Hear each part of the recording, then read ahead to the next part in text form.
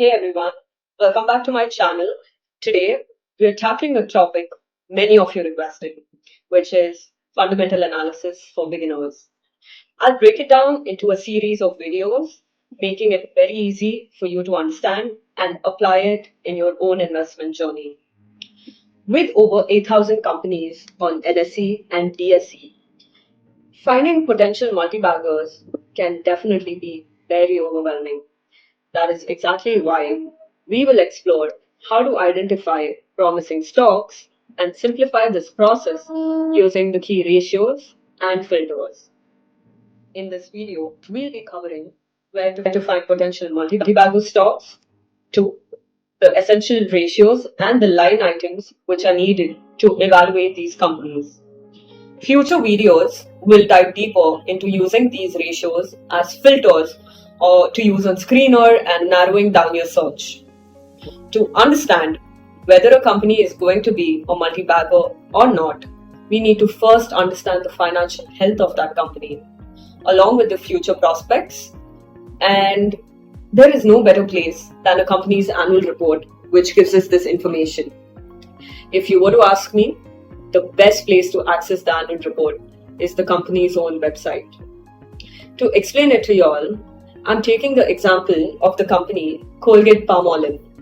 I'm sure most of you have heard of this, if not used the company's products. So now, on the company's website, we see there's a section called Investors.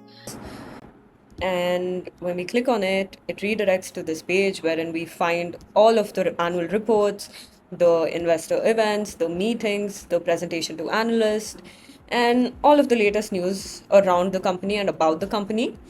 We also see the stock performance on the two exchanges.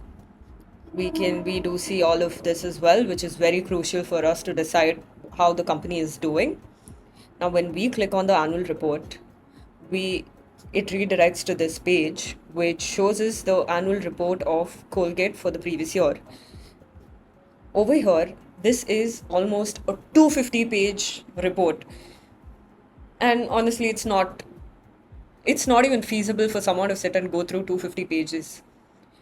That is exactly why there are just 3 sections in the entirety of the annual report, which is very important to us.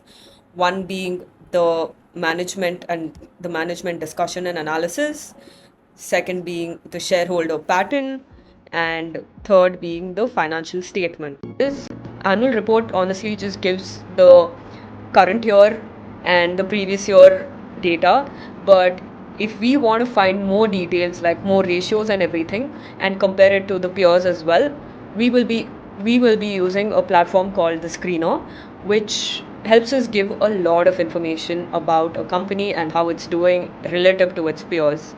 So people who are absolutely new to investing, let me tell you, Screener is a gold mine. I repeat, it's a gold mine. So you can identify different companies, you can see how they're performing with respect to their peers, you can track their performance in a very beautiful manner. They have very beautiful charts, and you can also narrow down the list of 5,000 companies to maybe 50 companies just by putting certain filters, which we will slowly be diving down deeper into in the coming videos. But for now, let me just show you what kind of data is being shown on Screener and how do we interpret each and every line item. So firstly, if you do not have a Screener account, go on a Screener, create an account. There's a paid version and there's a free version. But if you're just starting off, I'd say free version is good enough. Go on, create your account, and when you do login, this is the page that you can see. Over here on the right side, you can see the latest filings. We see the number of companies that have made some announcement today, the con calls, which is the conference calls, and the upcoming con calls, and a lot of other things which are being shown here. Quarterly results are also being shown here. How many companies have released today and what are the results. Honestly, life is made very simple on this website. So let me show you again more about Colgate. I am going to search for the company Colgate again. And now we see here on Colgate Palmolive India that there are a few details which are provided. Let me also tell you that when you use Screener and put on filters, there will be a lot of companies which you have no idea about or you're hearing about it for the first time. And that is exactly when you use this section onto your right side, which gives a brief about the company, what they do, what their products are, and yada yada. There are a lot of things which are there. You can have a look at it and you'll understand the company, at least on a superficial level, in a decent manner. And this is something even you can go edit, but over here there's an option to edit, but there is a moderator, but there is moderation which is done by screener, and it's not like anybody can go and edit.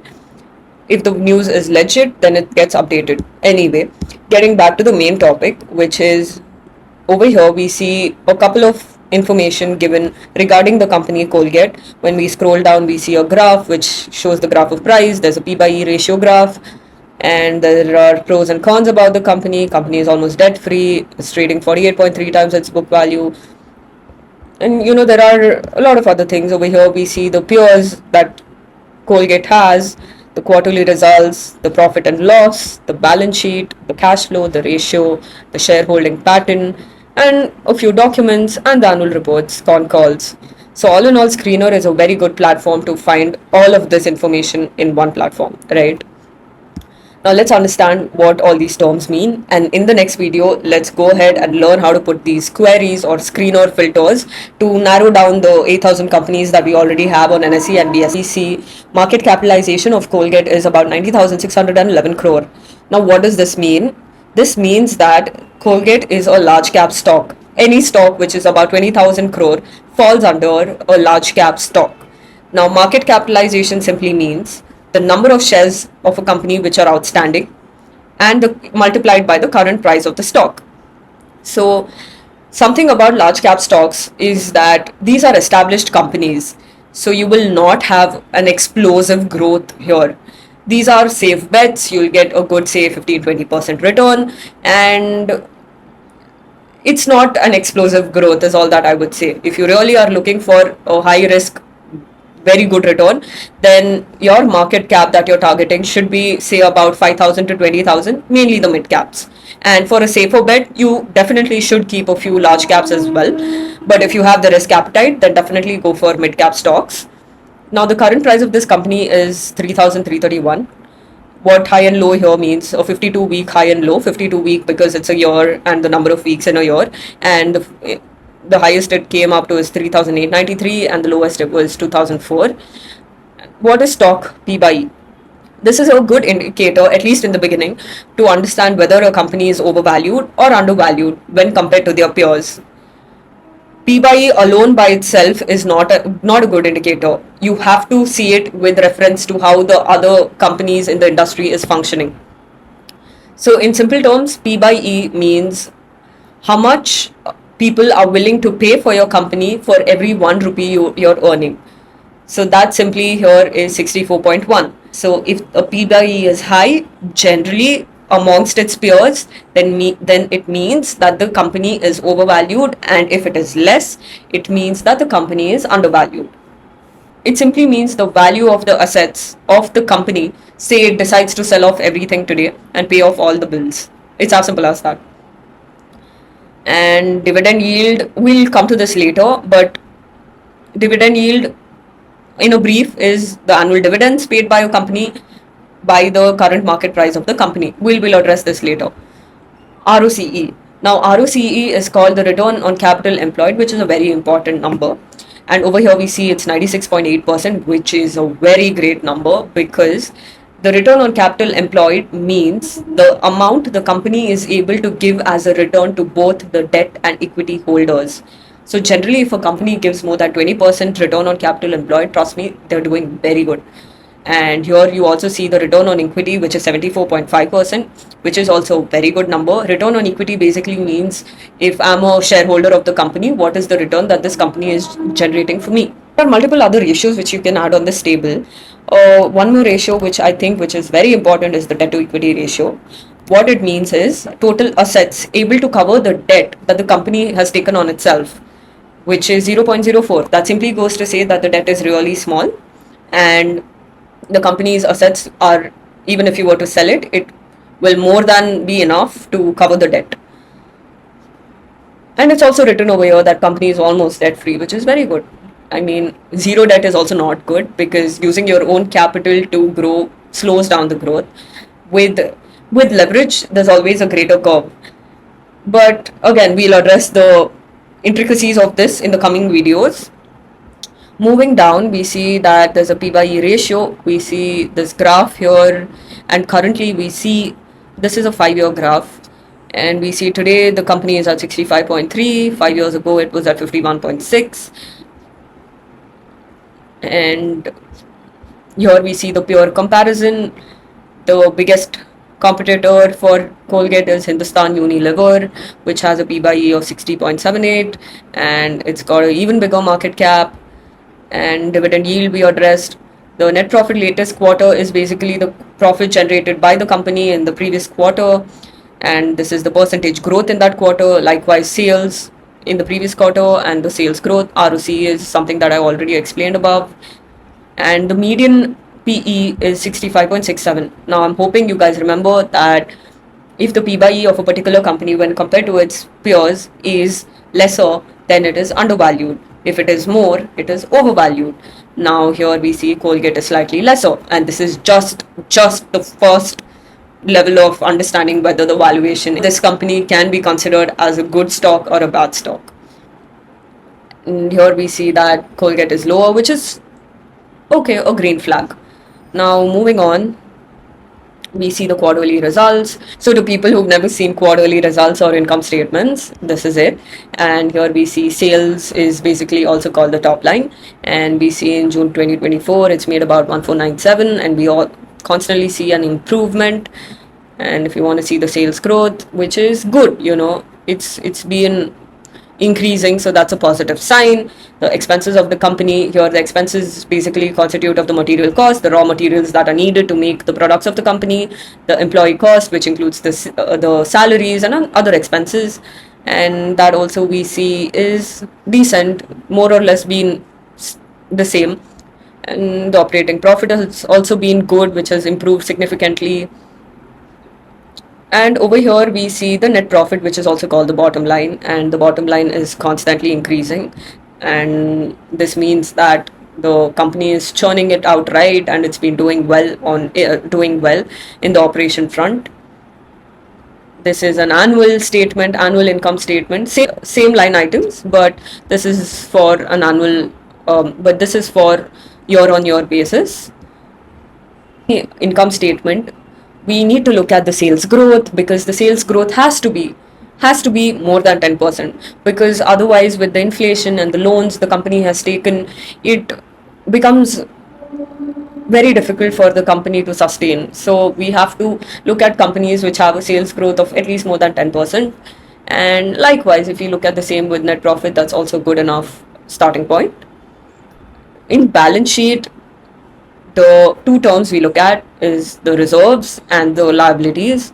Reserves should constantly increase. Reserves are more like what the amount that a company has kept aside just in case of, say, any litigation, or if they want to expand in the future.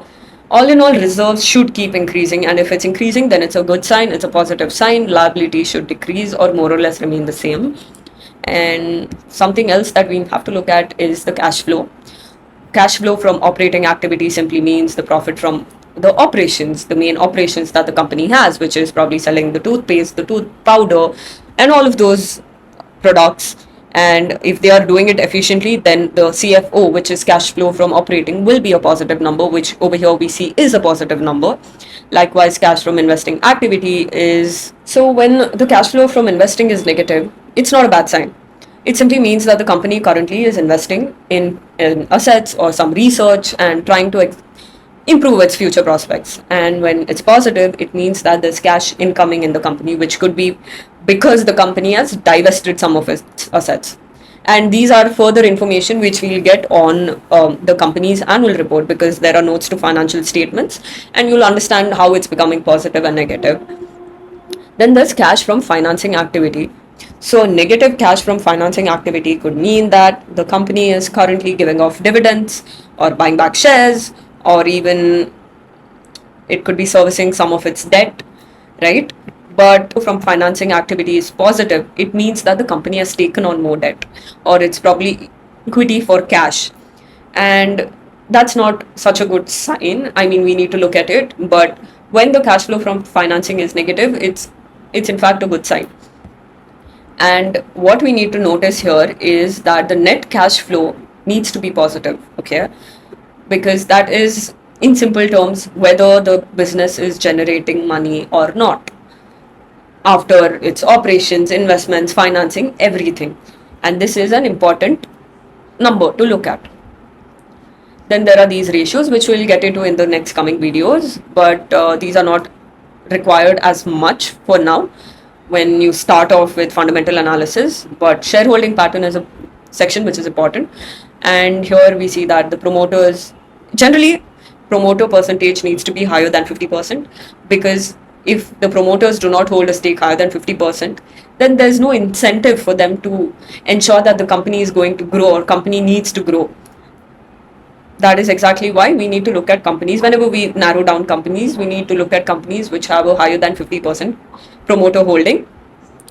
FIIs are basically foreign institution investors, and DIIs domestic investors, and these are all institutional investors.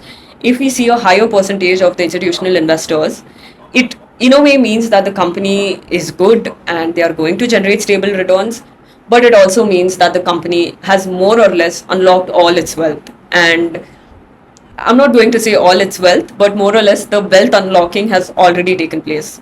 So yeah, this is what you interpret from this as well. So I suppose we've covered more or less everything that's being shown on the a company's page on the screen or platform.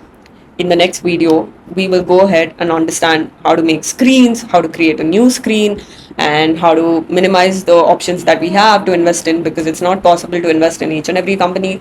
We need to find the right company. So yes, yeah guys, that's it for this video, and I hope you understood a little at least as to how to get started with investing.